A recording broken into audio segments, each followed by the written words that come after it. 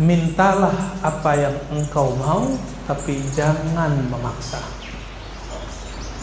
Kullu da'watin mustajabah, semua doa itu dijawab, tetapi di waktu yang dia mau, bukan di waktu yang berdoa mau.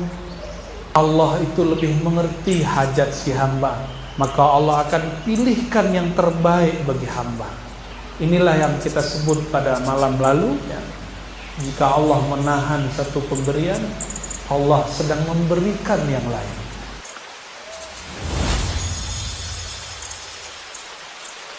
Syukur kepada Allah, di bumi Allah ini Allah izinkan kita beraktivitas, Allah izinkan kita melakukan apa yang kita mau.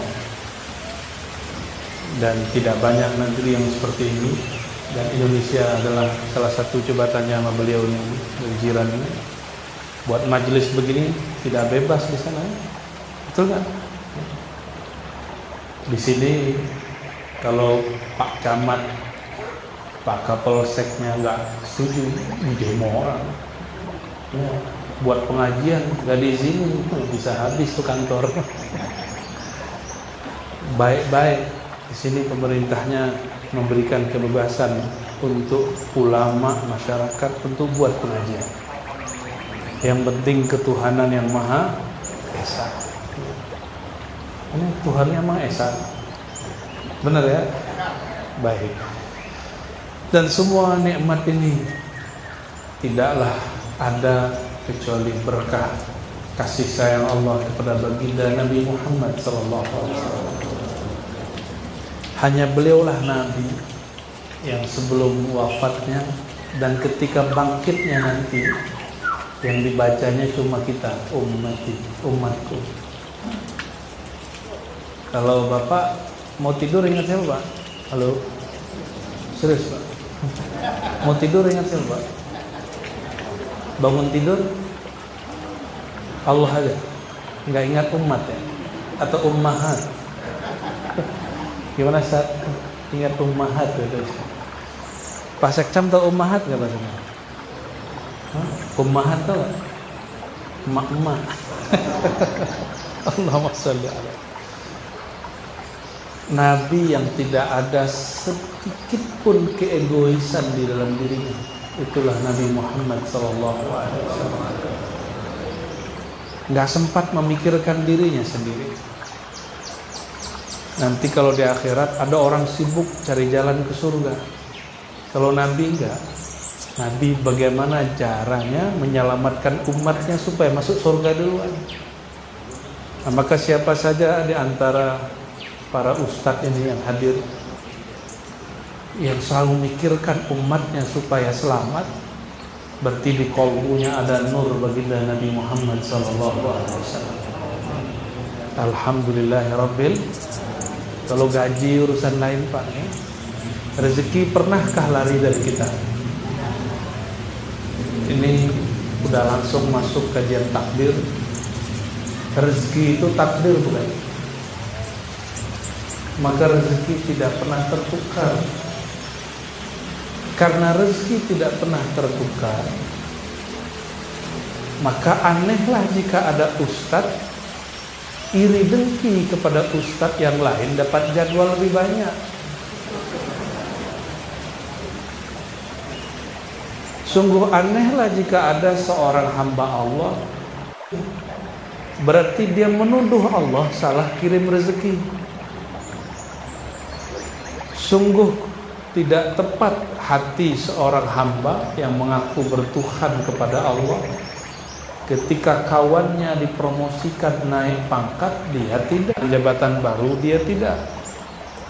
Lalu dia mengatakan, saya yang banyak berkarya, kok dia yang dapat jabatan.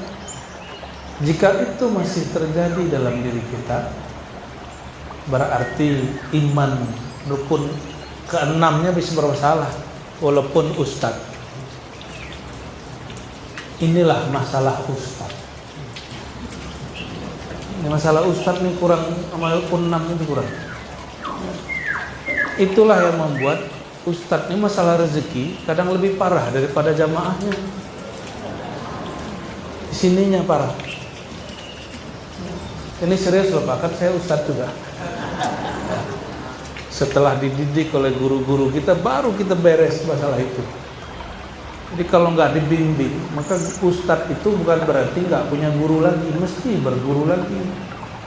Karena ilmu Allah itu nggak ada habisnya. Sebagaimana Allah itu tidak ada batasnya.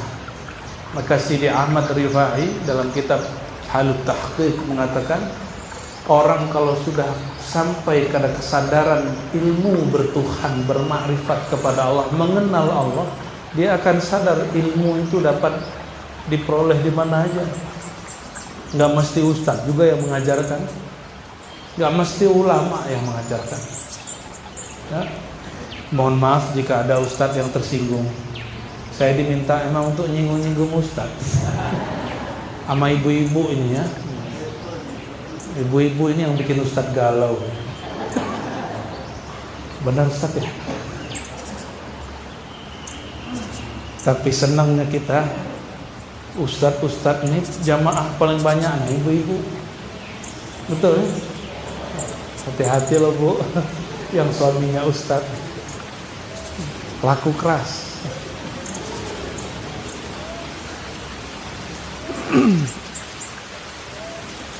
Judulnya ini judul orang galau tapi kelas dewasa. Apa judulnya, coba bacain. Doa dan takdir. Emang kenapa doa dan takdir? Mungkin kita ini ada yang berpikir, mungkinkah doa merubah takdir, gitu ya? Mungkin nggak? Sebenarnya ada orang salah paham. Dia kira kalau ada orang berdoa, takdir berubah. Yang berdoa yang merubah takdir. Ini yang salah paham. Doa artinya apa? Ud'uni astajib lakum. Berdoalah kepadaku, aku jawab. Maka jika ada hadis la yughayyirul qada illa du'a, tidak merubah ketetapan Allah kecuali doa. Doa itu si pendoa yang merubah takdir atau zat yang diminta doanya. Jadi yang merubah takdir siapa? Yang punya takdir, bukan yang ini baru benar nih akidah nih. Ya. Kalau saya berdoa berarti saya minta, ya Allah, tolong beri saya rezeki. Kan begitu? Ya Allah, tolong kayakan saya. Itu doanya doa egois semua itu. Doa untuk menebalkan dompet semua. Kapan kita doa, ya Allah, rumah tanggaku kurang islami, kurang cinta kepada baginda Rasulullah, tolong bimbing aku dan keluargaku cinta kepada Rasulullah. Ada nggak doa begitu? Hah? Bener. Kayaknya barusan. Paling-paling doanya, ya Allah, lancarkan rezeki anakku, suamiku. Itu aja urusannya. Sampai dari kecil sampai sekarang doanya pulus. Allah itu cemburu sama pulus. Tapi gimana lagi, pulus pun Allah yang ciptakan.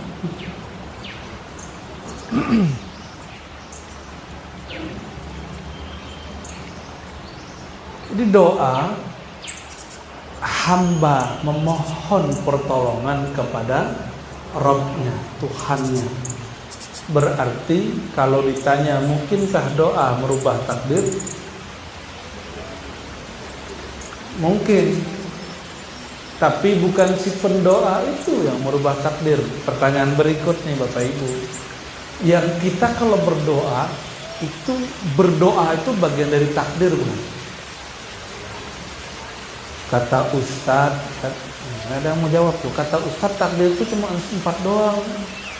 Ya, di luar itu kita yang urus, begitu ya? Nah itu Ustadz sesat itu. Benar begitu. Cuma 4 yang diatur dalam takdir, begitu. Apa aja? Hmm. Mana ada jodoh di situ. Bapak ini pengen jodoh lagi ya.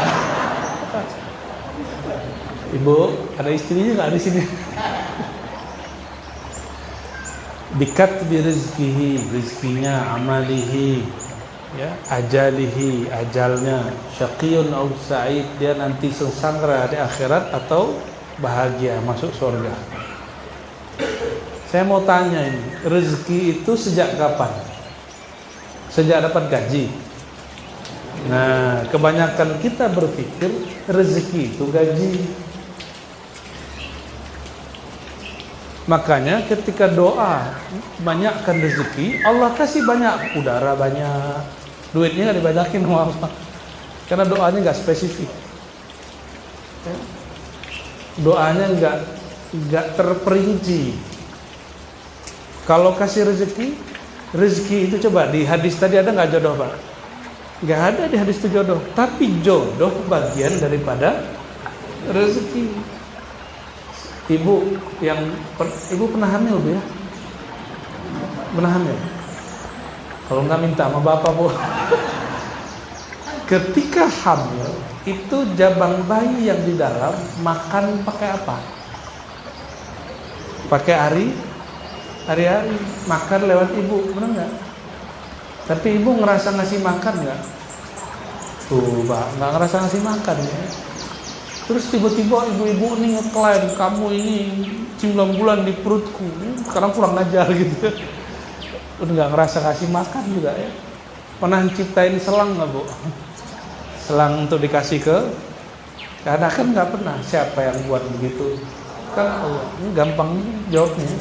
Kayak tauhidnya tinggi-tinggi gitu. Tahu-tahu bab rezeki mentok lagi. Si jabang bayi belum jadi jabang bayi Bapak Ibu, mohon maaf nih ya, nutfah bahasa Arab, bahasa kitanya sperma, air mani, itu yang jadi, itu yang dapat rezeki Pak. Jadi rezeki kita sudah dimulai dari semenjak belum jadi jabang bayi, masih sperma. Sebanyak itu yang Allah ciptakan sekali tumpah, yang jadi cuma satu Bapak orangnya. Ya, yang depan saya ini yang dulu berjuang itu ya sebanyak itu ribuan. Yang jadi ini.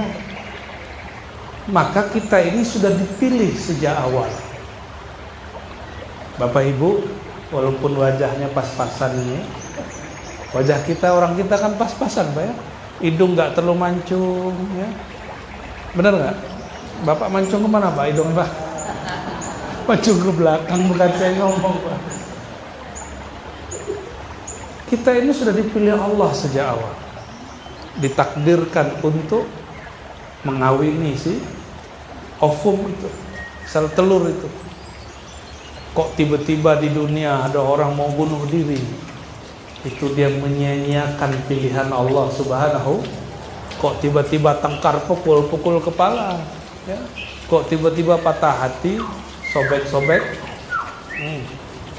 Ada yang patah hati, anaknya, temennya? Ada. Ya. Saya punya teman santri, cinta ditolak, silet bertindak. Bukan dukun Pak yang bertindak, silet bertindak. Allahumma sholli ala sayyidina.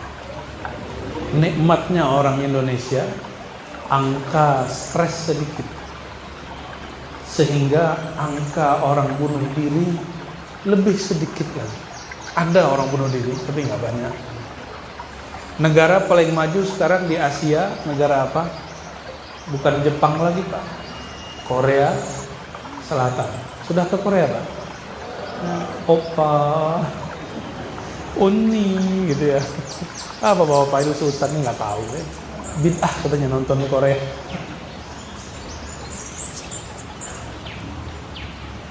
Itu negara Korea, hidupnya sibuknya bukan main. Bapak ini nikah umur berapa Pak dulu?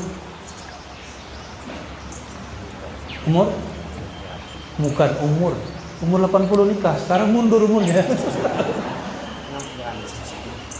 Umur nikah pertama kali, bukan tahun. Kayaknya beliau ini lagi masuk alam lain. Tuan nikah umur berapa dulu? 24. Nah, itu baru benar nih ya. Bapak ini kayaknya lagi ingat seseorang. Orang di sana nikah umur 50 itu cepat.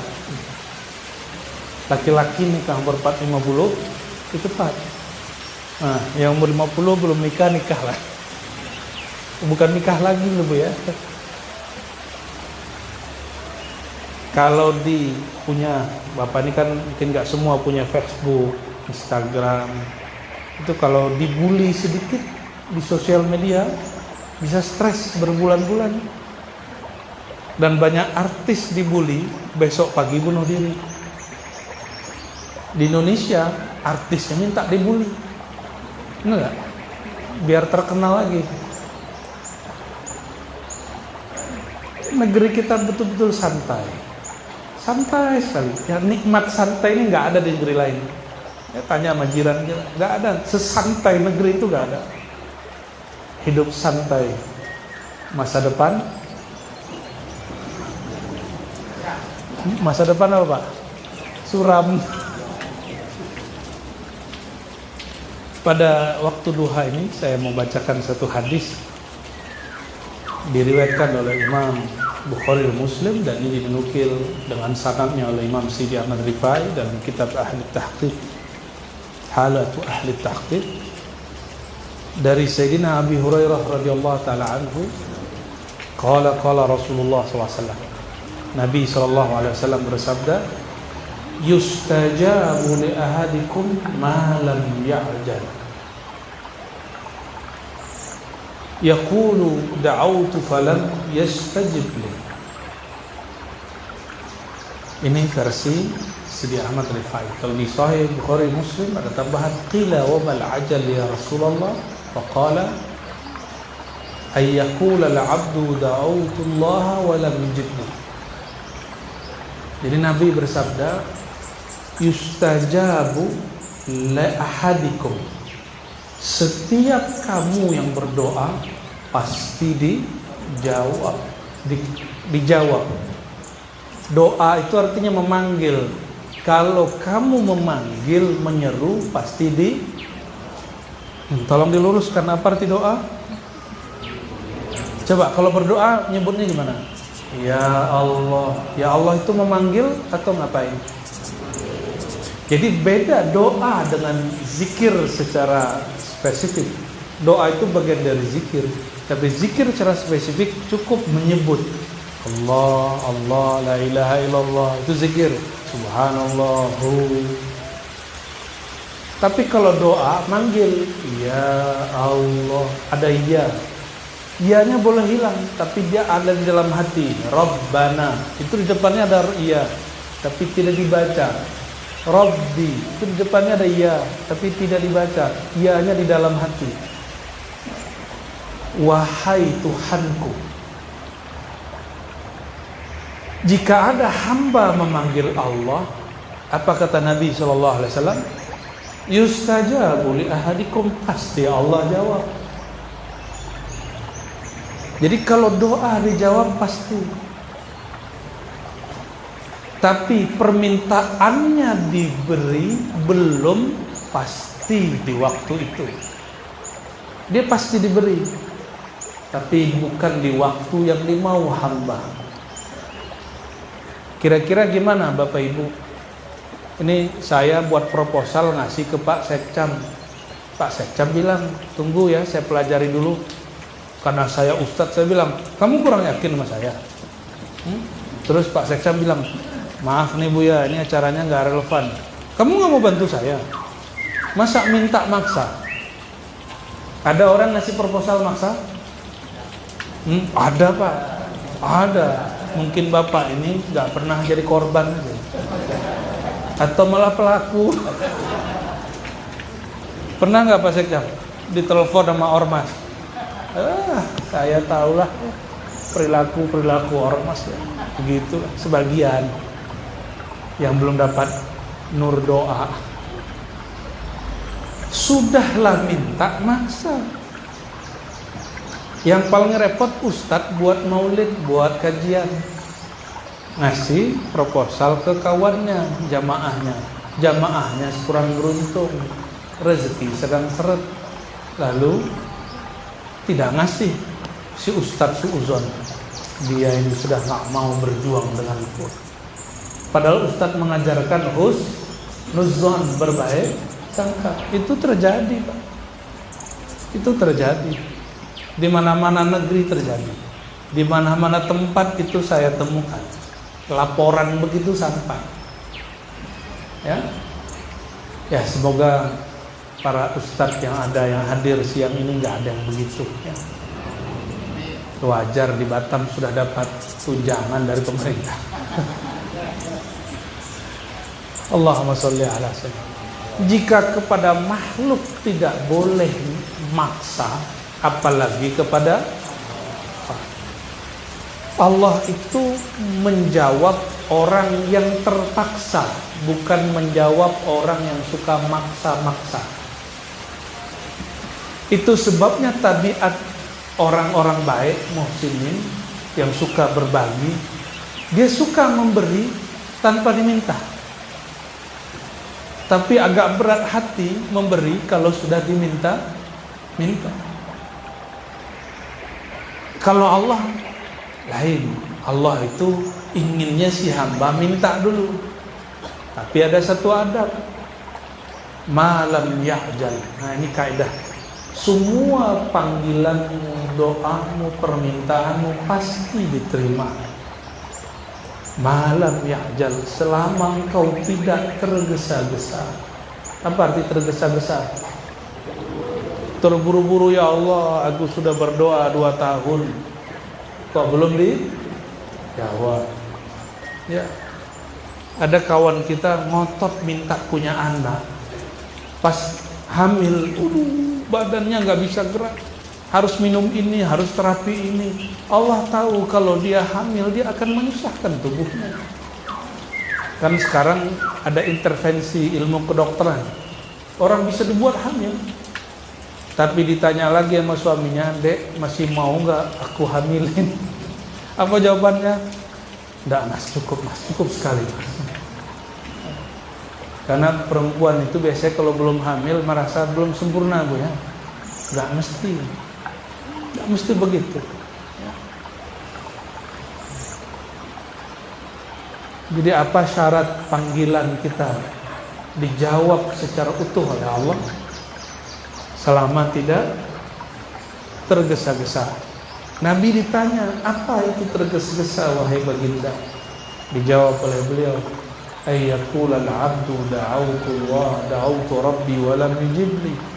Orang mengatakan, aku telah berdoa, aku telah berzikir, tapi kok Allah belum kunjung mengabulkan.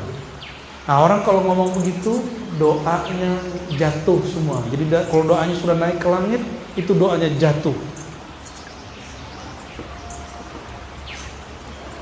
Saya ini sudah, misalnya ngomong gitu, sudah berkhidmat di masjid, sudah puasa 7 hari, sudah ziarah ke kuburan fulan, kok belum dikabulkan.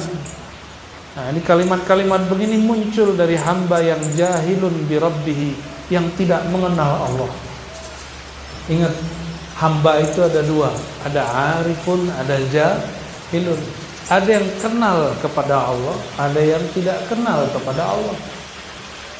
Bapak Ibu masih mau pernah dengar ngomong begini ya? Ada orang bicara begini. Seperti tadi. Saya belum ini. Semangat Pak ya. Apa kata orang? Ustaz, apakah Allah dengar doaku? Ada yang nanya begitu kan? Pasti ada yang doa, tanya begitu. Apakah Allah tidak dengar doaku? Kok bertahun-tahun aku berdoa tidak kunjung ada? Nih perhatikan, kalau ada orang meyakini jika dia berbuat Allah tidak tahu, itu yang masalah akidah dia atau doa dia? Yakin dia atau bacaan-bacaan dia. Bacaannya sudah diambil ijazahnya dari Habib Fulan, Kiai Fulan. Diambil ke pesantren di Jawa, diamalkan di Batam. Apa langsung dijabah? Kan belum tentu. Jadi banyaklah hari ini orang berpikir kalau dia berdoa, dia sedang ngapain? Neriak-neriakin Tuhan. Bahwa Tuhan itu belum tahu hajat dia kasih tahu Tuhan. Nah, rusak gak akidah orang ini? Orang yang mengatakan, ya Allah, aku nih perlu ini, butuh ini, ada hajat ini, tolong Engkau kabulkan. Dia berkeyakinan memberitahu Allah. Jika ada hamba berkeyakinan dia doa sedang memberitahu Allah, berarti dia lebih tahu daripada Allah. Rusak nggak akidahnya? Wajar kalau doanya tidak ada yang manjur. Ya. Ini angguk-angguknya angguk-angguk apa nih? Angguk-angguk ngantuk ya. Allahumma sholli ala sayyidina. Walaupun doa itu mukhul ibadah, ada hadisnya begitu, ad-doa mukhul. Benar ya, hadis Ibnu Majah, hadis Tabarani, hadisnya sahih. Dalam kitab doa, Imam Tabarani mengatakan Nabi bersabda, ad-doa mukhul ibadah. Doa itu inti dari semua ibadah. Maka coba lihat agama mana saja, jika dia menyembah Tuhannya pasti dia minta doa. Kita sholat pasti doa. Pembukaan iftitah itu kan tidak hanya wajah tuh, kan ada doa lain. Allahumma ba'id baini wa baina khataya, itu doa.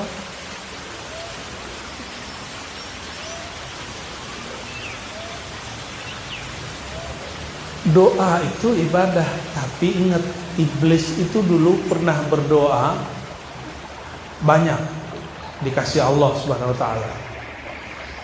Tolong diingat, iblis minta langsung Allah kasih. Maka ketika ada orang berdoa langsung diijabah, langsung dijawab Allah, belum tentu dia wali Allah, bisa jadi dia wali syaitan. Kenapa Allah langsung kasih iblis? Karena iblis berdoa memanggil Allah dengan nama yang dia kenal. Nih, belajar kepada iblis nih Pak. Boleh nggak belajar ke iblis? Ya boleh. Biar ustadz nih nggak kalah sakti sama dukun. Dukun ini kan dua, ada yang pakai kun fayakun, ada yang pakai ayam kalkun. Ya. Kalau yang pakai kun fayakun tuh dukun syar'i, pakai Fatihah, pakai tawassul dia. Tapi kalau dukun yang tadi nggak dukun, ya masa bank aja ada bank syar'i, ada bank ribawi kata kawannya. Tapi saya nggak sepakat itu ya. Jadi iblis itu berdoa, dia manggil nama Allah. Dan iblis tuh yakin Allah pasti jawab. Nah ini ilmunya iblis. Itu sebabnya dukun-dukun karena dia latihan batin ustadz. Ketika mereka latihan batin, ustadz banyak makan. Dukun puasa mutih kata ustadz bid'ah. Dukun melek malam hari, ustadz ngorok dan nonton tertidur pas nonton YouTube. Maka dukun hembuskan doa, doanya dikabulkan Allah, bukan berarti dia wali, tapi karena dia tahu cara berdoa. Sedangkan ustadz dimintakan air putihnya tidak bekerja. Kenapa? Ustadz kurang latihan. Jadi yakin itu mesti diasah. Yakin sudah ada di sini tapi ketumpuk-tumpuk dosa, jadi dia harus dibersih-bersihkan lagi. Itulah gunanya namanya riyadhah dan mujahadah. Jadi kalau orang nanya bagaimana supaya memunculkan yakin di dalam diri, orang mau nulis aja latihan sekolah, masa tidak ada sekolah doa? Nggak ada kan sekolah doa? Ada sekolah doa nggak?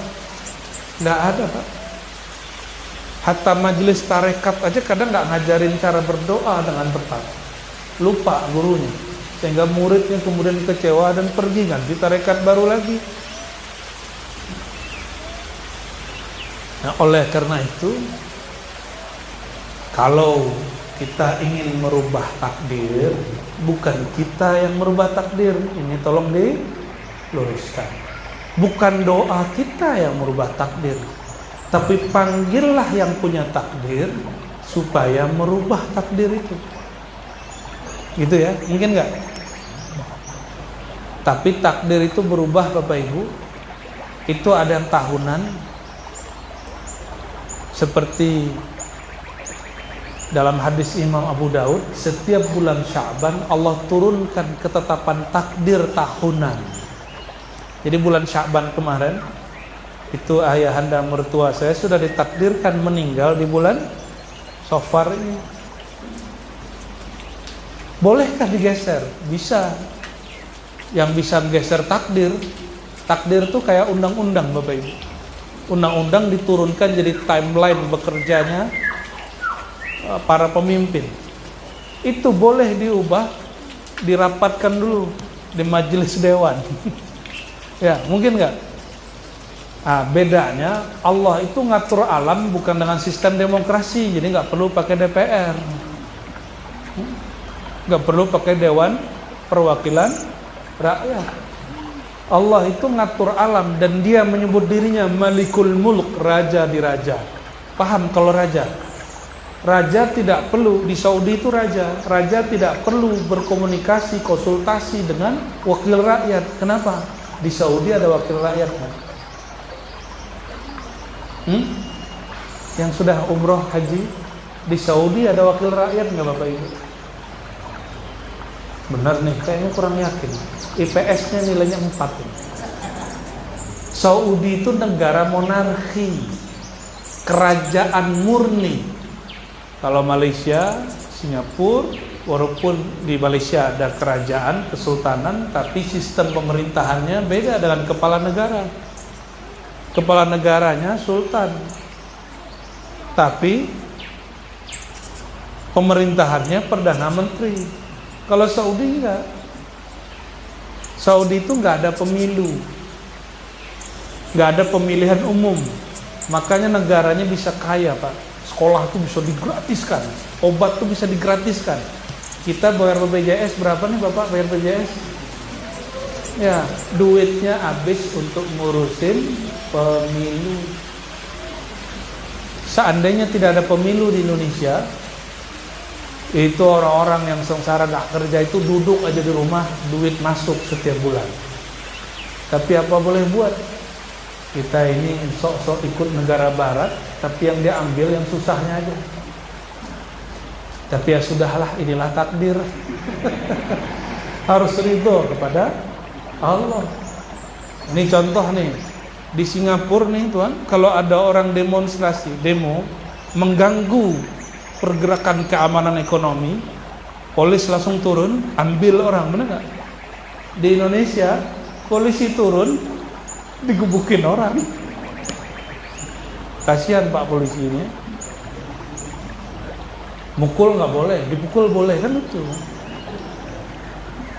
Saya kadang-kadang kasihan kalau ketemu beliau-beliau itu ya. Benar nggak Pak? Mukul nggak boleh. Kalau polisi mukul masyarakat disebut tirani, zolim.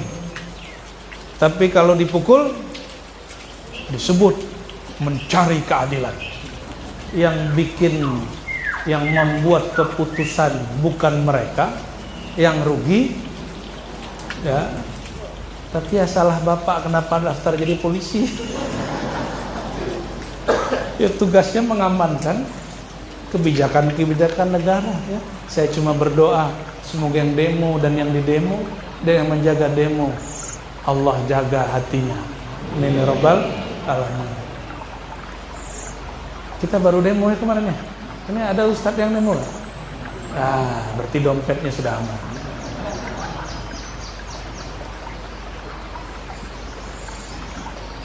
Doa itu setengah demo Bapak Ibu. Kenapa saya hantarkan kata demo? Karena doa itu demo. Mulai connect kan? Melek-konek. Makanya kalau orang berdoa berjamaah, itu demonya rame, muncul ke atas itu rame. Masih ingat satu hadis yang sahih, Sayyidina Jibril melapor, "Ya Allah, si fulan sudah menangis-nangis berdoa kepada engkau." Apa kata Allah tabaraka wa taala? "Da'hu ya Jibril, fa inni uhibbu sauta." Biarkan dia wahai Jibril, aku suka keluhan-keluhan suaranya. Allah itu suka kalau ada orang manja kepadanya. Nah, ini coba, jangan salah arti loh ya. Ibu-ibu, bapak-bapak punya anak kecil nggak? Anak kita kalau nggak minta makan sama kita, gimana? Pusing nggak kita? Ya. Kata orang Melayu lama, pening ya. Sakit kalau kita mikir gimana supaya anak kita mau makan. Nah, ini baru orang tua ke anak. Kalau si hamba sudah gak mikirin makan, maka Allah sendiri yang hantarkan makan kepada dia. Karena Allah lebih perhatian kepada hamba melebihi orang tua kepada anak. Apalagi si anak sudah berani minta makan. Ibu-ibu kalau anaknya, bayinya minta makan, seneng gak? Seneng. Paham? Itu yang disebut rahimiyah. Maka ibu-ibu ini punya rahim tapi nggak ada iya-nya. Allah rahim, ada ya panjang. Allah itu lebih suka lagi mendengarkan hamba bermanja-manja kepada Allah Subhanahu wa ta'ala. Kita melihat anak nih Bapak Ibu main, tapi dia nggak punya mainan, temannya punya mainan, sedih nggak? Kita beliin walaupun dia nggak minta. Ketika anak ini pakai mainannya, kita bangga nggak? Tapi dibeliin mainan, anaknya nggak pakai, marah nggak? Kemarin dibeliin nggak dipakai, udah nggak usah beli lagi, kan gitu. Makanya Allah, innallaha yuhibbu ayyara athara ni'matihi ala abdihi. Hadis Imam Tirmizi itu ada ya, begitu. Allah suka melihat si hamba memakai nikmatnya. Jadi ustaz-ustaz ini kalau ada rezeki beli mobil yang bagus kan? Bukan supaya amplopnya tebal, itu salah. Tapi supaya apa? Supaya Allah lihat kita memakai nikmatnya. Jadi nikmat itu bukan yang terkumpul dalam rekening, nikmat itu yang dipakai di badan. Pakai baju yang bagus, ya. Sarungnya sarung yang bagus. Kopiahnya jangan sampai yang sudah kuning-kuning gitu Bapak Ibu ya. Yang bagus. Jadi orang Islam kalau kenal Allah, dia mesti memahami bahwa Allah itu suka melihat orang itu punya style, punya gaya. Ya. Sebenarnya ustaz ini nggak perlu diajarin juga. Guru-guru ngaji ini sudah tahu, cuma kadang lupa. Karena jamaahnya banyak, kadang-kadang sarungnya belum beres, langsung keluar. Kadang-kadang bajunya ada motifnya Pak. Itu bukan motif apa-apa, tapi belum disetrika. Imam Syafi'i tidak mau mengajar kalau bajunya tidak rapi. Imam Syafi'i tidak mau berangkat kalau kendaraannya tidak bersih. Maka adalah seorang ulama di Mesir sana, kata beliau, orang tuh nggak tahu apa yang kau makan di belakang pintu di dalam rumahmu. Yang orang tahu bajumu, penampilanmu bagaimana.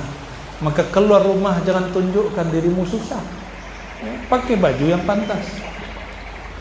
Ya, Bapak Ibu ya, walaupun di rumah kita cuma makan satu kurma, ya, makan nasinya pun sedikit, lauknya tidak berkelas, bajunya harus rapi, walaupun dompetnya tipis. Allahumma sholli ala sayyidina. Kembali ke hadis tadi.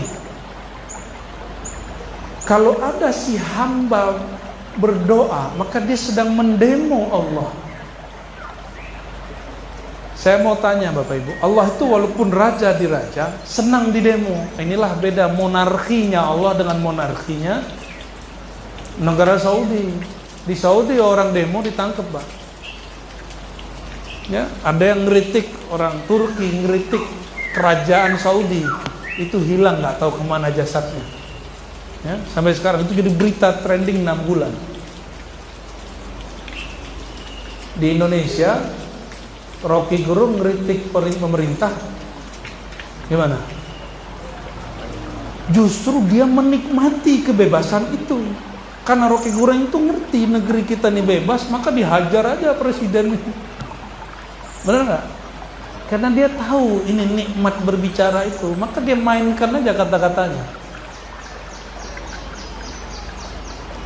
Dia tahu presiden nggak akan balas.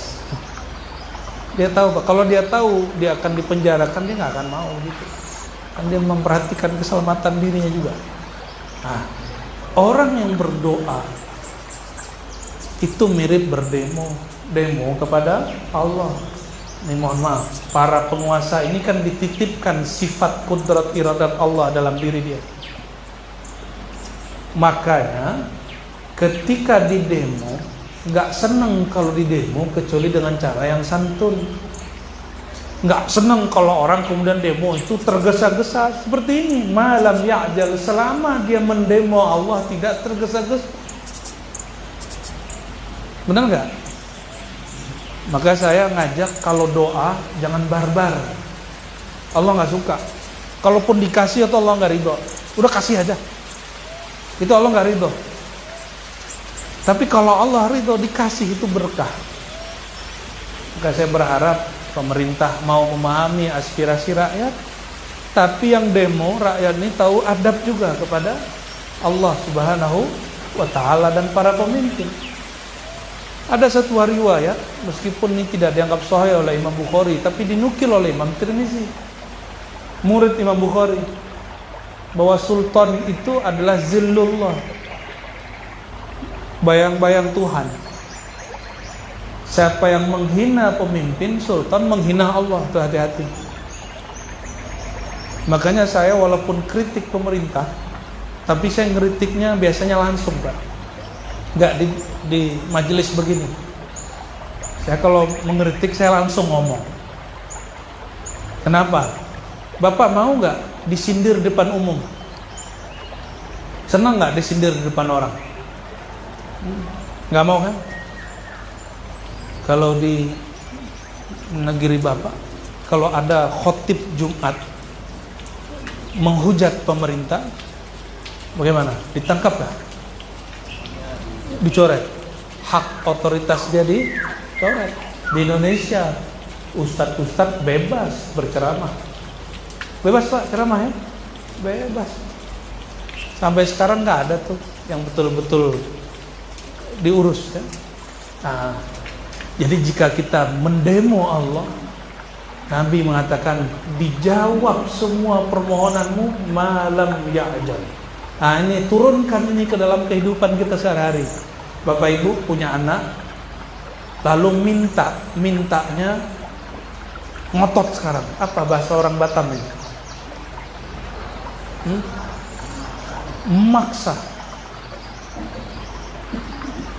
Maksa minta mesti sekarang juga.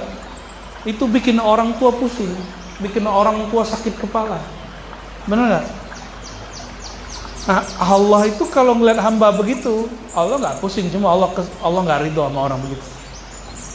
Maka ciri-ciri orang yang tidak diridhoi Allah, zahirnya soleh, tapi kalau minta maksa kepada Allah. Yang dijawab itu di Quran, amman yujibul muttarra idza da'a. Lalu siapakah lagi yang akan menjawab orang yang terpaksa? Apa yang membuat dia terpaksa? Keadaannya. Ya. Lain dengan orang yang memaksa Allah Subhanahu wa Ta'ala. Bapak Ibu, jika berdoa, nah ini adab supaya doanya langsung diterima Allah. Pertama, panggillah Allah dengan nama terbaiknya. Karena dulu iblis Allah kekalkan hidupnya karena berdoa dengan nama. Adam mau makan buah larangan itu karena iblis jual nama Allah.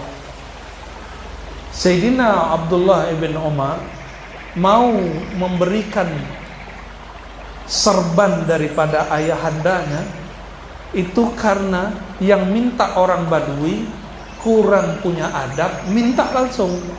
Tapi karena dia mengatakan, billah, dengan nama Allah saya suka serbanmu, tolong kasih. Sayyidina Abdullah bin Umar kasih juga, karena orang ini minta dengan nama Allah. Jadi ini yang pertama Pak, minta dengan nama Allah. Maka ada yang disebut al-ismul a'zam, nama yang agung. Jika orang berdoa dengan nama itu pasti dijawab. Bapak kalau di jalan dipanggil, woi, nyaut nggak? Woi, nyaut nggak? Enggak kan? Ya, marah nggak? Marah gitu. Tapi kalau dipanggil namanya, maaf Pak, namanya siapa? Pak Denny. Pak Denny, pasti noleh, benar nggak? Walaupun Denny yang dipanggil Denny yang muda, satu lagi ada Denny juga, pasti menoleh karena dipanggil dengan nama. Nama kecilnya ada nggak Pak? Nama kecilnya ada nggak? Bukan Den. Apabila kita dipanggil dengan nama, kita senang. Bapak punya Facebook Pak ya? Lalu ada orang muji-muji Bapak dan foto dia posting, bertemu kawan lama yang baik hati, Bro Denny. Senang nggak Pak? Senang. Dipuji orang senang. Itu sifat Allah yang Allah pantulkan kepada kita. Maka cara kedua supaya doa itu langsung jebol, bisa mempengaruhi takdir, puji-pujilah Allah. Memuji Allah nggak mesti dengan bahasa Arab, boleh pakai bahasa Indonesia. Ya Allah, dulu hidupku susah, Engkau juga yang telah memudahkan. Dulu sebut semua. Nah ini kalau mau doa, pujilah Allah dengan bahasa hati kita, bukan dengan bahasa orang lain, bahasa orang Arab enggak. Kecuali Bapak Ibu jago bahasa Arab. Ya, ahli bahasa Arab enggak? Arab ma'lum. Jadi nggak usah pakai bahasa Arab boleh kalau doa ya. Cukup nama Allah dipanggil pakai bahasa Arab, habis itu puji Allah dengan bahasa hati kita. Ada orang ngomong kepada kita, aku suka kamu, tapi main-main, terima nggak? Tapi kalau ada orang ngomong pakai hatinya, Bang, I love you Bang. Aduh, si abang itu udah nggak berdiri di atas bumi lagi Pak. Kalau dia suka, kalau nggak suka kabur. Senangnya kita kalau dipuji. Itu sifat Allah yang Allah pantulkan kepada kita. Dan yang terakhir, mintalah apa yang engkau mau, tapi jangan memaksa. Jadi jangan kenapa? Dijelaskan oleh Ibnu Athaillah ini sebagai penutup. Kullu da'watin mustajabah. Semua doa itu dijawab. Tetapi di waktu yang dia mau, bukan di waktu yang berdoa mau. Pada hal yang Allah mau pilihkan, bukan pada hal-hal yang si yang berdoa pilihkan. Anak kita waktu kecil mintanya macam-macam. Semua yang dia minta kita pilihkan sesuai permintaan dia. Dia minta mobil, langsung dibeli nggak Pak? Enggak. Kita pilihkan mobil-mobilan. Benar ya? Jadi si orang tua karena mengerti hajat si anak, maka dia memilihkan. Allah itu lebih mengerti hajat si hamba, maka Allah akan pilihkan yang terbaik bagi hamba. Inilah yang kita sebut pada malam lalu ya.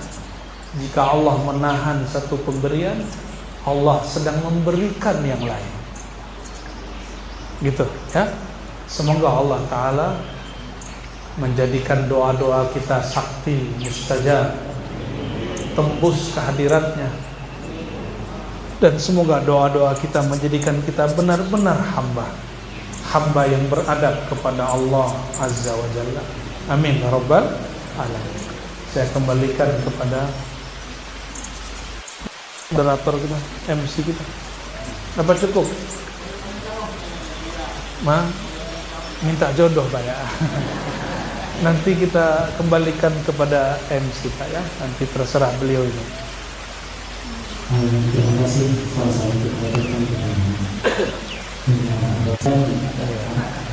Kasih pantun dulu Pak, pantun dulu. Ya dari ibu siapkan satu orang. Oh, ibu dua, bapak satu. Karena jemaahnya lebih banyak ibu. Silakan Bu ya.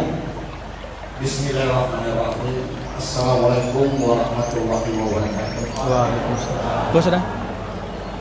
Yang saya hormati ulama dan hadir pada saat ini. Wabil khusus pada Buya kita, guru kita, Buya Awas Nasir. Saya begini pertemuan dengan Buya yang kedua. Alhamdulillah. Semalam kan dia takwa, Haji saya juga datang, tapi Iya. tapi semalam mau bertanya, tapi kesempatan tak dapat bertanya. Saya penasaran. Singkat saja masuk pada pertanyaan, mohon maaf ya, saya cemburu dari orang Buya, cemburu sana, namanya kita manusia. Yang mana dalam penyampaian tadi Buya mengatakan ketika iblis memohon kepada Allah dibayar kontan oleh Allah karena mengenal nama dan mengenal nama yang zat yang benar. Tapi apabila kita berdoa hamba biasa belum tentu dikabulkan begitu.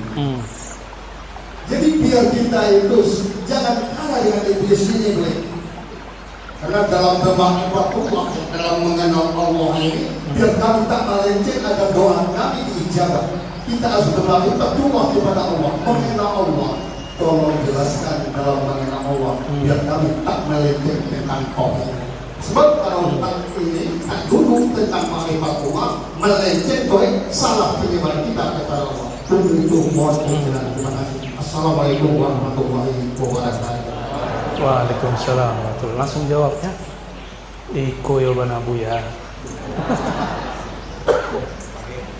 Soheh Buya.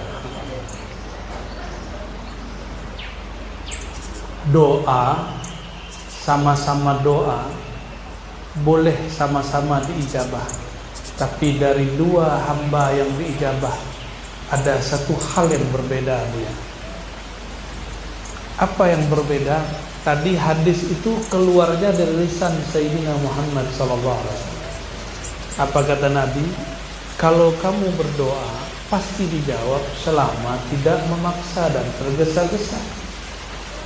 Iblis itu meminta, dia tergesa-gesa, dia maksa, karena dia sudah lama berdoa, sudah lama berzikir, dan Allah tahu ini iblis siapa, ya sudah kasih aja. Tapi seperti ini, anak kita bikin kita marah, minta, gitu, nah, ambil semua, gitu, benar gitu nggak?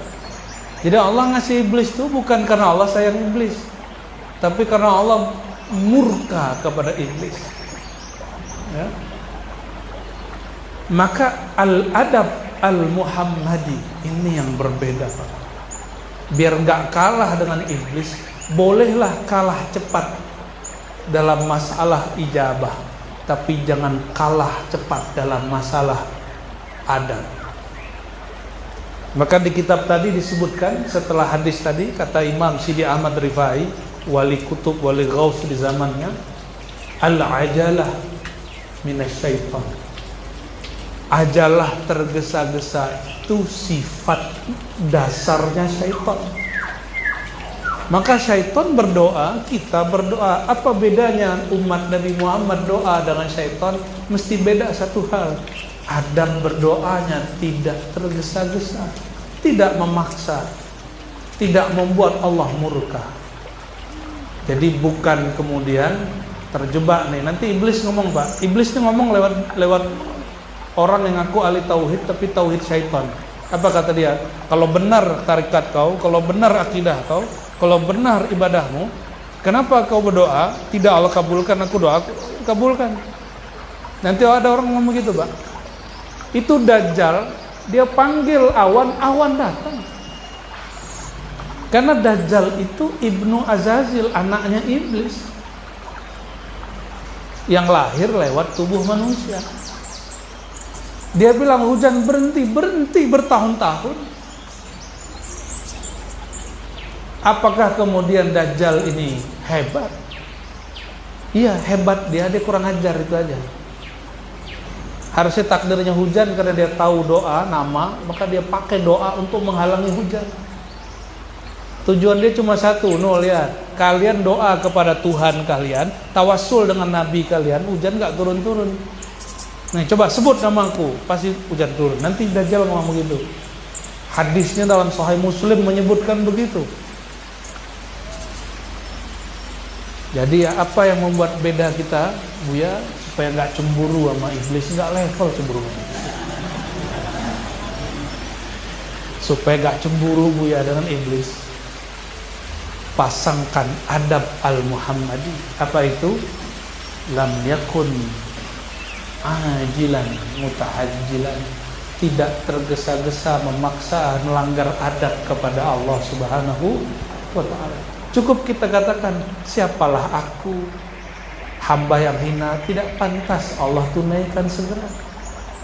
Siapalah aku, bisa jadi yang aku minta belum pantas untuk diriku. Begitu, Pak, kalau doa kita belum dijawab. Allah kalau dengar begitu, ya seneng. Itu langsung jadi kekasih Allah, itu orang begitu. Langsung jadi orang yang dimanja-manja. Orang yang dimanja itu bahasa Arabnya ahlul uns. Apa arti al-uns? Uns itu lebih dekat dari muqarrabin. Muqarrabin itu orang dekat. Tapi al-uns, orang yang bermanja-manja kepada Allah. Al-anisuna billah. Itu ada di kitab Ar-Risalatu Syairiyah, kitab standar ilmu zikir, ilmu tasawuf. Bukan kajian berat itu, kajian standar. Cuma sayang umat kita kurang didewasakan dengan ilmu tasawuf. Baru dicekokin terus dengan ilmu yang zahir, halal haram, pahala, dosa, neraka, itu terus, ya. Ini tugas ini Ustadz nih. Ayo mulai kita buka sisi yang lain dari ilmu-ilmu Nabi SAW yang semuanya full ada di Quran dan Sunnah dan kitab-kitab para ulama, ya. Nah, dan terakhir sebelum pertanyaan dari Ibu, tadi hadis Nabi bukan? Hadis ini menjadi pilar dalam ajaran tasawuf. Oleh karenanya tidak ada tasawuf terpisah dari sunnah. Ya, tidak ada tasawuf terpisah dari sunnah. Justru ahli tasawuf lah yang mengamalkan sunnah lahir dan batin, bukan lahir aja. Orang tarekat belum tentu. Tarekat masih bertengkar urusan kemursidan. Masih bertengkar urusan zikir keras, zikir lembut. Masih bertengkar berebutan torikot paling benar. Tapi kalau bertasawuf ujung bertorikoh, baru mereka menemukan itu, ya. Semoga Allah merahmati kita semua. Masih cemburu, Bu, ya? Cemburu sama saya aja.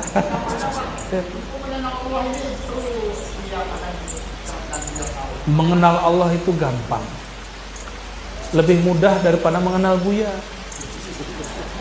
Mengenal Allah itu tidak boleh pakai akal. Maka semua yang terbayang oleh akal bukan Allah, titik.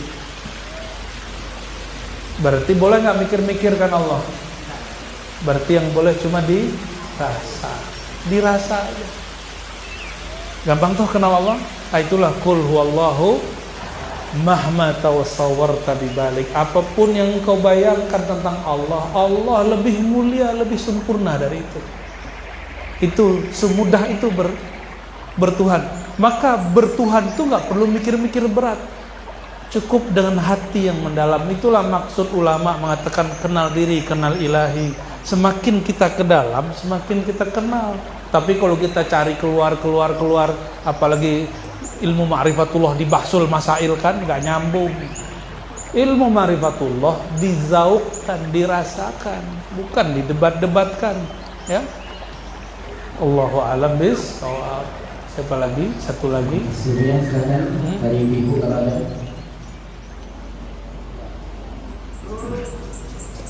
Ibu Heni, mana Ibu Heni? Ketua BKMT. Mewakili ibu kalau ada yang bertanya. Silakan.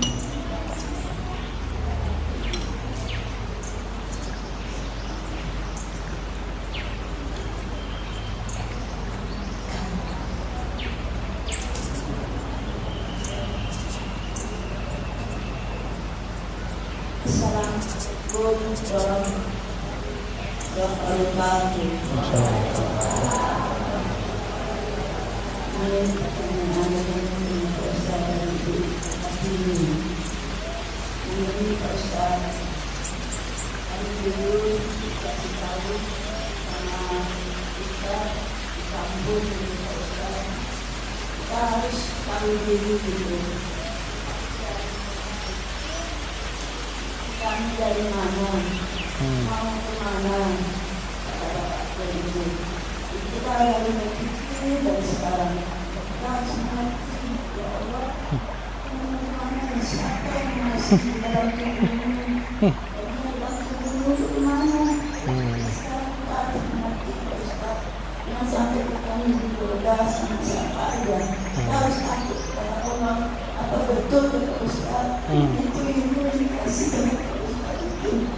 Betul Pak Ustaz, Allah yang masih sadar diri kita. Apa betul Pak Ustaz? Oke, baik ya. Salam. Ibu Kartini ya. Ibu Kartini lahir 21 April berarti ya. Saya Kartononya Bu. Lahirnya 21 April juga. Itu benar itu. Nggak mungkin lah kiai mau nyesatin umat. Itu tanya beliau nih, mau nggak Ustadz nyesatin umat? Kan nggak mau kan? Ini Ustadz itu sayang semua sama ibu dan anak ibu juga. Nggak nyambung. Ya Bu ya, sayang sama ibu dan anaknya ya. Allahumma sholli ala sayyidina. Itu benar. Kalau dulu guru-guru kita mengajarkan, hendaklah kamu tahu dirimu dari mana dan hendak ke mana. Dirimu di situ itu bukan diri tubuh ini. Kalau tubuh ini ada jantung, ada paru, segala macam, itu juga ada di kucing. Kucing punya jantung nggak Pak? Kecuali kucing-kucingan dan sumui kucing, nggak ada itu, nggak ada jantungnya. Paru segala macam itu semua hewan-hewan punya. Kata Imam Ghazali, apa yang membedakan kamu dengan hewan-hewan itu? Yang membedakan adalah sesuatu rahasia yang Allah tiupkan ke dalam tubuhmu itu. Itu asalnya dari mana? Maka Imam Ghazali nulis kitab, judulnya kecil kitabnya, judulnya Kimia Usahadah. Nanti ibu cari ya terjemahannya, tolong sama anaknya, sama kawannya cari nih di majelis-majelis, boleh baca buku ini. Kimia Usahadah, Intisari Kebahagiaan, karya Imam Al-Ghazali. Apa judulnya? Itu tidak sampai 100 halaman. Dulu saya khatam 5 kali kitab itu, diajar bolak-balik. Imam Ghazali ngasih pertanyaan 2 yang saya ingat. Man anta? Sebenarnya kamu itu siapa? Apa kamu tubuh ini bin fulan, lahir di negeri sana, orang Batam, KTP di Bengkong? Itu bukan, kata beliau. Itu bukan dirimu. Itu cuma kendaraan. Tubuh ini adalah mobil paling. Maka kalau dia rusak masuk bengkel, cuma bengkelnya beda. Kalau mobil begitu dia kan dari logam, masa masuk bengkel urusannya baut ya. Kalau jantung kita masalah masuk ke bengkel juga, dipasang ring juga Pak. Maksud kami apa? Kalau tubuh ini rusak, dia akan pulang kepada tanah. Karena asal dia dari tanah, dia pulang kepada tanah. Semua orang tahu itu. Tapi yang Allah tiupkan yang mengendarai tubuh ini, dia dari mana? Itulah yang tadi disebut inna lillahi wa inna ilaihi. Kita ini milik Allah. Jangan salah arti. Kita ini bukan Allah. Ini ada ibu-ibu nanya, udah 20 tahun ikut pengajian, kita ini dari Allah. Bukan, ayatnya nggak ngomong begitu. Inna lillah, kita milik, bukan kita dari Allah. Beda. Kalau kita dari Allah, berarti hakikat saya Allah dong. Berarti saya ini Allah. Berarti saya lagi mencerami Allah nih. Enggak begitu. Itu ajaran yang zindiq, yang menyimpang dari ajaran Ahlus Sunnah wal Jamaah yang diwariskan baginda Rasulullah SAW. Itu salah nerjemah bisa bahaya. Inna lillah, kita ini milik Allah, dan kembali kepemilikan itu kepada Allah. Jadi yang dimaksud kata guru kiai dulu, kau ini dari mana? Engkau dari kepemilikan Allah. Maka pulang, sebelum pulang, menyadarkan diri bahwa diri ini bukan milik bumi, bukan milik Jokowi, bukan milik suami dan istri, bukan milik siapa-siapa. Ini milik Allah Rabbul Izzati. Kalau memang kita milik Allah, patuh nggak dengan yang punya? Mesti patuh. Nah, kepatuhan itu yang disebut Islam. Percaya nggak kepada yang punya? Disebut iman. Beradab nggak kepada yang punya? Disebut ihsan. Islam namanya fikih, iman namanya akidah, ihsan namanya tasawuf. Jadi supaya pulangnya enak, pulang kampung mau nggak Bapak Ibu? Mau nggak pulang kampung diundang nggak bayar? Saya sering loh Bapak Ibu pulang kampung nggak bayar. Serius, diundang malah pulang kampung. Ke Batam aja saya dibeliin pulang pergi. Tapi capek juga cara main Bapak Ibu ini ya. Pergi kemanapun dibayarin tiket, senang nggak? Kenapa begitu? Karena sudah sadar saya ini bukan milik istri saja, tapi milik jamaah. Makanya kemudian perginya pun ditanggung Allah lewat hamba-hamba Allah.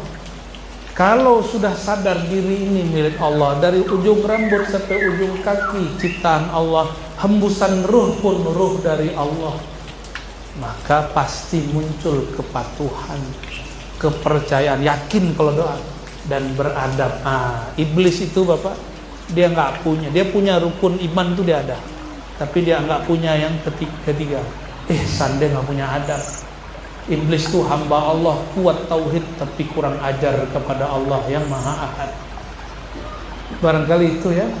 Jadi nggak usah khawatir, ibu pelajari aja Islam, iman, ihsan. Cari buku Kimia Sa'adah karya Imam Ghazali. Kebetulan murid-murid saya sudah banyak menerjemah di luar, di banyak percetakannya. Semoga Allah Ta'ala meridhoi kami yang menyampaikan kajian ini, apalagi Bapak Ibu yang hadir, para pengurus, para umara, para pemimpin, dan para umat, para rakyat. Semoga negeri kita ditambah keberkahannya oleh Allah SWT, ditambah kedamaiannya oleh Allah SWT, ditambah kesejahteraannya oleh Allah SWT. Dan semoga Allah nanti memilihkan bagi kita pemimpin yang cinta kepadanya, cinta kepada kasihnya, cinta kepada hamba-hambanya, yang mau menjalankan amanah dan adil dalam pemerintahannya. Amin ya rabbal alamin. Ala hazinnya wa likulli niyatin salihah. Al-Fatihah.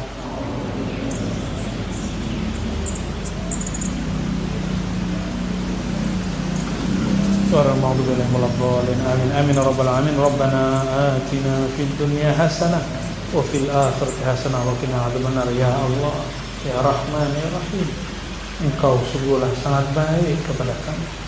Semua nikmat-Mu tidak sanggup kami menghitungnya. Satu rambut pun kami tidak sanggup membuatnya. Tapi Engkau menumbuhkan rambut yang luar biasa di tubuh kami. kuku pun kami tidak sanggup menumbuhkannya. Engkaulah yang menumbuhkannya. Ya Allah, zahirnya kami yang berusaha, pada hakikatnya Engkau juga yang berkekuasaan.